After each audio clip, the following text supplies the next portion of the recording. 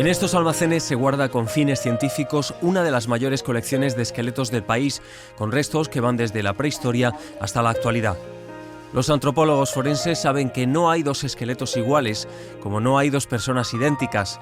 Es esa variabilidad humana la que hace posible su trabajo. Son capaces de individualizar restos óseos hasta conocer el sexo y la edad, la etnia, la causa de la muerte y, con un poco de suerte, la identidad precisa de la persona a la que pertenecieron.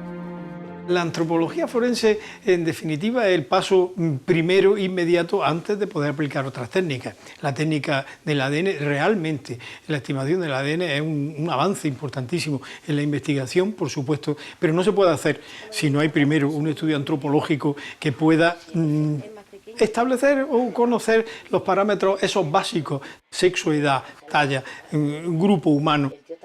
La necesidad es la de implementar técnicas que sean cada vez más rápidas y más precisas. La precisión es básica en antropología forense.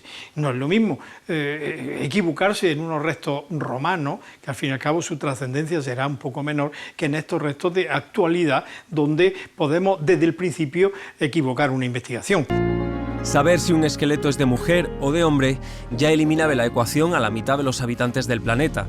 Si cuentan con el esqueleto completo, todo es más fácil. El dimorfismo, esa diferencia de tamaño entre sexos, es una de las claves. Para cualquier estudio analizamos todo el esqueleto, si lo tenemos completo, todos los huesos. Pero es verdad que hay unos que dan más información que otros.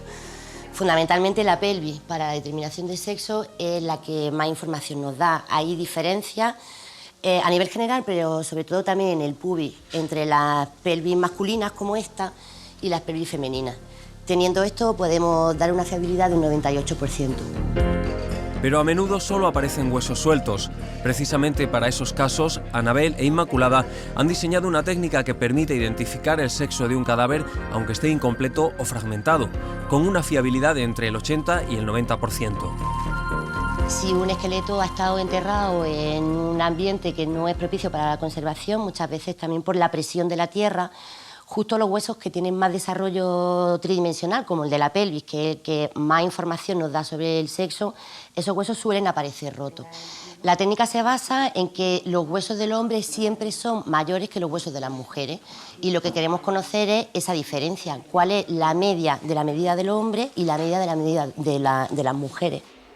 Los investigadores han estudiado una población de tipo mediterráneo con una muestra de 130 cráneos del propio laboratorio y otros 250 de la Universidad de Coimbra en Portugal.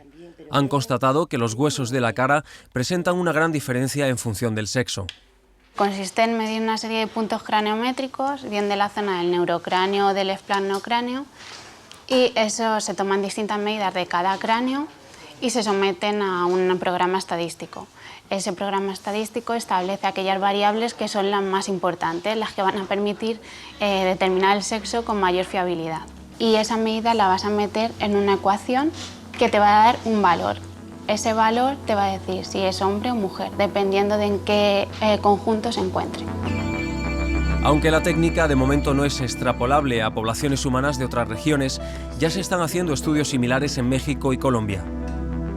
El laboratorio es un referente mundial, entre otros motivos, por su colección infantil, la mayor del mundo. Eso lo convierte en un lugar idóneo para la investigación. Las nuevas técnicas desarrolladas sirven, por ejemplo, para conocer la edad de los restos infantiles hallados en una tumba egipcia o saber si un inmigrante que ha entrado en el país de forma irregular es menor de 18 años. A ellos se le establece la edad viendo sobre todo el desarrollo de los huesos de la mano. Esa zona termina de unirse alrededor de los 18 años aproximadamente, que es la edad legal en España. Hay diferencias en cuanto al desarrollo del hueso, en cuanto al tamaño del hueso, y pues hay medidas específicas para cada edad. Nos permite pues abordar los problemas de identificación en estos casos que son ahora desgraciadamente tan frecuentes de desapariciones de niños, de fosas comunes, de hallazgos fortuitos, pero sobre todo, claro, permitirá pues establecer de modo mucho mejor esos parámetros que van a servir después para la investigación forense en general y para poder conocer cuáles son las características de la muerte y de la vida de esos niños. Los investigadores del laboratorio han prestado su conocimiento a la resolución de casos judiciales dentro de España, pero también fuera, como desapariciones de mujeres en Ciudad Juárez, en México, o asesinatos en Medellín, en Colombia. El objetivo final, una vez que se conoce la edad, el sexo y la causa de la muerte, es ponerle nombre y apellidos a esos restos humanos. Fernando ha desarrollado un sistema de superposición craneofacial que compara el cráneo con una fotografía para ver si encajan. Lo principal que había que buscar era una remodelación de la técnica que está basada en una técnica de hace un siglo y medio, está un poquito obsoleta, entonces hay que crear una nueva metodología de la localización de los puntos, tanto en el hueso como en la piel. El ángulo, el vector que existe entre el punto del hueso y el punto de la piel. Antes se creía que era perpendicular y ahora hemos descubierto que hay un ángulo. El valor de estos vectores es distinto según sexo y grupos de edad. Esta técnica pionera es útil en casos de desapariciones o en catástrofes masivas, permitiendo restringir de forma importante el número de personas posibles y abaratando el coste que supondría un análisis de ADN masivo. La identificación humana, al fin y al cabo, no es ni más ni menos que la comparación de un elemento no conocido con un elemento previamente conocido. Claro, en este caso compararíamos un elemento conocido como una fotografía de una persona desaparecida con un cráneo que ha aparecido.